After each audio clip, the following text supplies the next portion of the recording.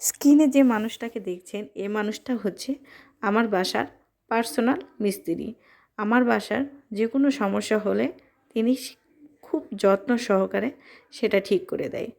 একটা smart TV এনেছি বেশ কিছুদিন ধরে, ওয়ালে লাগাবো, সেটা লাগানো হচ্ছে না।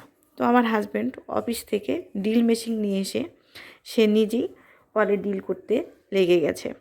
তো আমার টিভিটা সে নিজে হাতে ওয়ালে সেটিং করে দিবে। তো ডিল করে সে আমার টিভিটা ওয়ালে সেট করে দিচ্ছে।